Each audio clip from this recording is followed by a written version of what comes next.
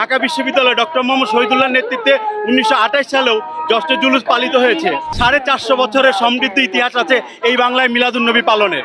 আজকে আমরা এমন একটি সময় জশ্নে জুলুস পালন করছি যেই সময়ে মুসলিম মিল্লাতের একটি কঠিন সংকটময় মুহূর্ত যাচ্ছে। তবে তারপরও আল্লাহ রসুল সাল্লাল্লাহু আলাইহি ওয়াসাল্লাম আমাদের জন্য নেয়ামত, তিনি রহমত স্বরূপ আমাদের মাঝে প্রেরিত হয়েছে। সেই জন্য আল্লাহ পাক পবিত্র কোরআনে যে আমাদেরকে খুশি উদযাপন করার জন্য যে তাগিদ দিয়েছে, তারই অংশ হিসাবে আজকে আওলাদে রসুল আল্লামা সৈয়দ সাবির শাহ মাদ্দাজিলুল আলীর নেতৃত্বে আজকের এই জশ্নে জুলুস অনুষ্ঠিত হচ্ছে। ইনশাআল্লাহ আগামী 12 রবিউল আউয়াল চট্টগ্রামে অনুষ্ঠিত হবে।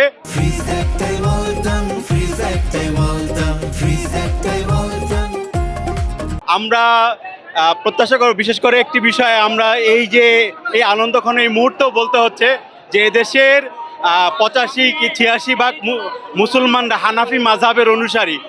এই বিশাল একটি জনগোষ্ঠীর মতামতকে উপেক্ষা করে বর্তমান সরকার একজন সালাফি এমনকি মাযহাব বিরোধী একজন ব্যক্তিকে ধর্ম প্রতিমন্ত্রী হিসাবে যে নিয়োগ দিয়েছে, আমি আজকের এই দিনে এই বিশাল জনগোষ্ঠীর পক্ষ থেকে সরকারের প্রতি উদাত্ত আহ্বান জানাবো, বিষয়টিকে পুনর্বিবেচনা করে এদেশের সিংহভাগ মানুষ যেই মতাদর্শে বিশ্বাসী, যে মাযহাবের অনুসারী, সেই ধরনের একজন ব্যক্তিকে যেন ধর্ম মন্ত্রণালয়ের মতো একটি স্পর্শকাতর মন্ত্রণালয়ে পুনর্বিবেচনা করা হয়, সেই উদাত্ত আহ্বান জানাচ্ছে। বাঙালি সংস্কৃতির প্রেক্ষাপটে ঈদে মিলাদুন্নবী বলতে গেলে ঈদে মিলাদুন্নবীকে এই বাংলায় 450 বছরেরও বেশি সময় ধরে রাষ্ট্রীয় পৃষ্ঠপোষকতায় পালিত হতো। বিশেষ করে আমরা যদি বাংলার ইতিহাসকে দেখি, যে সেই মির্জা নাথান যিনি ছিলেন আওরঙ্গজেবের সেনাপতি, তিনি এই তার বাহার গায়েবে বইয়ের মধ্যে বলেন যে এই বাংলায় কয়েকটি মুসলমানদের উৎসবের মধ্যে একটি ছিল মিলাদুন্নবী উদযাপন। এছাড়াও আমরা আজ থেকে যদি নবাবী আমলে ভাগীরথীর তীরে 31 বার মানে তোপধ্বনির মাধ্যমে রাষ্ট্রীয়ভাবে মিলাদুন্নবী পালনের রীতি ছিল। এমনকি ঢাকার নবাবরা মিলাদুন্নবী উপলক্ষে বিশেষ বরাদ্দ প্রদান করতেন পঞ্চায়েতগুলোকে। এমনকি আমরা যেটা মুনতাসির মামুনের স্মৃতিময় ঢাকার মধ্যেও পাই যে মিলাদুন্নবীকে কেন্দ্র করে এই বাংলায় একটা সাংস্কৃতিক আবেদন যেটি ছিল সেটি অনেক পুরনো।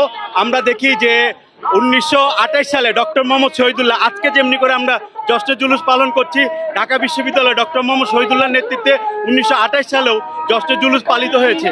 এভাবে করে যদি বলতে চাই যে 1925 সালেও যে মুসলিম হল, ঢাকা বিশ্ববিদ্যালয়ে মুসলিম হল, সেই মুসলিম হলেও ঢাকা বিশ্ববিদ্যালয় কর্তৃপক্ষের পক্ষ থেকে মিলাদুন্নবী উপলক্ষে আলোচনা এমনকি মিলাদ মাহফিল অনুষ্ঠিত হতো।